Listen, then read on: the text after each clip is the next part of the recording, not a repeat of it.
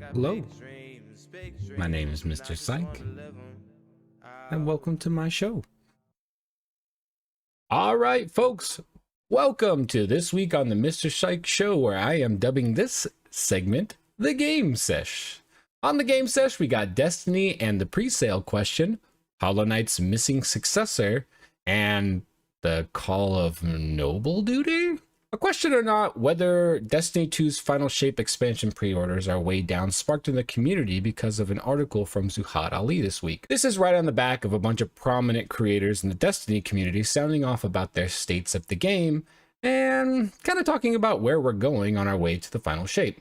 Layoffs have also caused poor sentiment among players, and Bungie seems to be more and more aware that the Final Shape needs to be an absolute banger or players are not going to be sticking around. While definitively, it's hard to tell whether the Final Shape pre-orders are dramatically off the mark, just based off of what we saw the community, the sentiment, and all of the articles we saw pop up, as well as the current wave of massive, huge titles coming out that really steep up the competition and make it look really hard for the Final Shape to compete coming forward. Out of the conversations we see coming out, the one that interested me the most was that there seems to be this underlying conversation going on about how the big problem with Destiny right now might not necessarily just be competition or pre-orders, but I saw a lot of the lore masters and some others in the community talking about how current storyline of Destiny has just seemed to lost the plot. We currently lack engagement due to draw-in, and the story has just simply lost its pizzazz, I would say. As a quick caveat, I am a Destiny 2 enjoyer.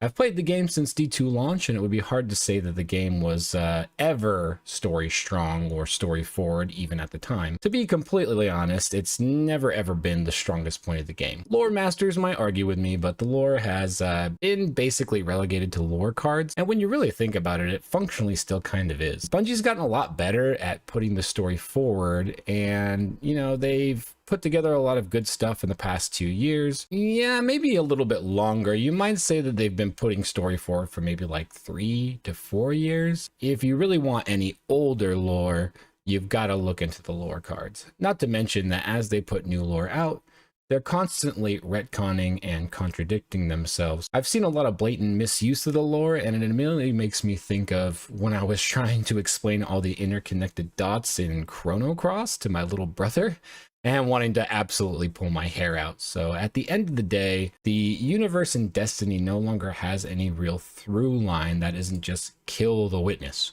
The Witness is a villain that I absolutely know almost nothing about, and that's after 10 hard years of playing this game. It's also not accessible to new players whatsoever. Without a little bit of investment into the universe, you really are just kind of left with the shooties feel good. And no matter what loot you throw at us, if we're not invested in coming back to the story week to week, it's really just gonna kind of drag on. I think at this point, players in the community are waiting for the Final Shape to drop so they can get their happy or hopefully not unhappy. Well, the ending needs to be good. I don't really care if it's happy or not. It just needs to be really, really good. It really does. I can't state that enough, that this has to be a banger. There's very little information coming out about what Bungie plans to do with the seasons going forward after the Final Shape. So if the Final Shape is not a dope experience to old and new players alike, we might be seeing a very different version of Destiny not far off the horizon. Or a little bit more scary, we might not see it at all. But I find that to be highly unlikely. As I'm kicking back looking at all the dump truck of games that keep flying past my face as I try to decide what to play, I had a passing thought of a game I know for sure looks like I'm going to be blocking out some time for it, because of course I will. Then all of these scary and frankly devastating memes started flying through my memory circuits as I was shoved back into the haunting hall of images passing through my head that says, "Where's Silksong? Where's Silksong? Where's Silksong? Where's Silksong?" Legitimately, Where's this game? Silksong is the upcoming sequel to the amazing Metroidvania indie title Hollow Knight. It originally started as a stretch goal on the Hollow Knight Kickstarter and has now thread itself into a full game, thanks in lot to part to the immense success that Hollow Knight had. Trust me when I say I am most def waiting until this game is done. I want them to take their time, and I'm very excited. With that on the shelf, the present time here, the team sat down and threw out a trailer at us nearly 5 years ago. Since then, it has been pretty quiet with little coming out in the way of news. Pretty much everybody who played Hollow Knight and enjoyed it would be very okay to just sit back and wait. However, they recently started throwing trailers at us at game shows. Although the gameplay does look good and the hype is indeed real, there never is a date attached to this. Now, Team Cherry is a small indie studio, a very small team that does the best they can, and they want to make this sequel the best they can. But it's very, very hard not to feel a little disappointed when you don't see a date at the end of those trailers. Any additional information would be great, but anytime we get another trailer, I get jittery and hyped up at the feeling that I might see this game popping its head soon, only to see a coming soon at the end of the headline trailers. So a little disappointing, but we're getting. While we sit and wait patiently, we get to be inspired by some of the other Metroidvania titles that come along the table. I can say that the art style of the upcoming game Crowsworn and the combat mechanics and stuff like that in there look very good, and it might do a pretty good job to tie me over until until I can get a bite of that Team Cherry apple, you know what I'm saying? I'm left wondering if, Hollow Knight and Souls-like clones are going to be enough to hold the fans over as we sit back and wait for what I know is just going to be an amazing title when it hits. Right now, we can go ahead and, wish, wonder, and kick back while we await the title, but I'm just sitting here wondering, when is it gonna come? I'm being so impatient. So let's keep on waiting, but looking forward to Silksong. Quick little indie highlight for the week. This title is not out yet, but the internet made me want to talk about it. Although my show is new and I don't have a lot of milestones to speak of yet, I'm gonna do something that I never imagined I would do and place a spoiler warning in front of a game trailer.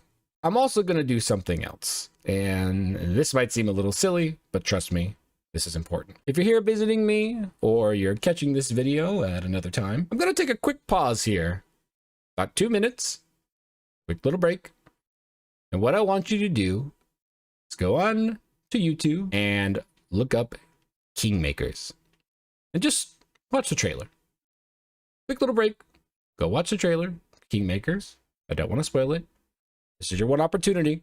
Currently, the best way to support the Mr. Psyche Show is to like and subscribe to the channel. And join me every Sunday, 10 PST, for the Mr. Psyche Show. Gonna wait a little longer.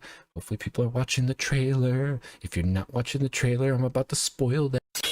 I'm gonna spoil it. All right, for those just chilling with me, or those that want to check the trailer out later, or for those that just don't care and are just chilling waiting for me to do the thing, allow me to set up the scene for you. We start on a medieval battlefield. It looks like a strategy game with wars, a castle, knights everywhere, and your own little army to control. The narration is setting up the story of the warrior, the one who trained the army. Probably, you the gamer. With a slow pan of the knights fighting each other on the battlefield in glorious, glorious war. As the narrator finishes up his noble spiel about the chosen one, a faint sound in the background rattles through your audio listening device. Small, familiar, coming into your brain space. Boom! The sound of thumping, growling, motor, revving engine of a pickup truck covered in camo comes flying over the scene. The total video game glory on display, and this is so wonderful as I squirmed in my chair freaking out about what the hell was going on. The player character pops out of the pickup truck and begins mowing down knights with an assault rifle, grenades, and even an airstrike. Holy crap, it was the chaotic clash. The knight covered battlefield backdrop with a player character moving through the battle like a Call of Duty character, and the just overall shock value of that pickup truck flying over the hill was enough to get me excited, and not to mention laughing my ass off at the trailer. More so when I found out that this was a fun project in the making from a small studio of about 20 called Redemption Road Games. That got me even more hyped.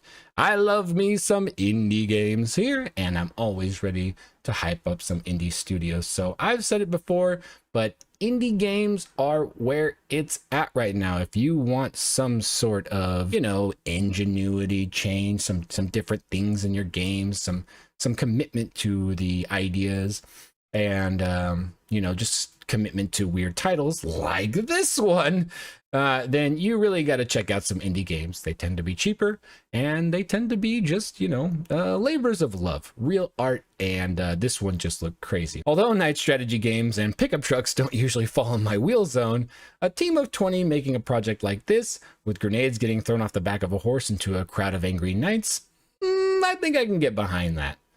Thank you so much for joining me for the Game Sesh, and we're going to take a quick break and go into the open discussions. Thank you for watching the video. These videos are pulled from my live video podcast.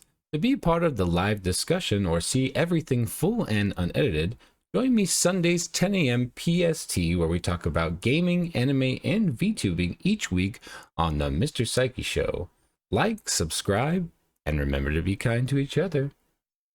All right, peace.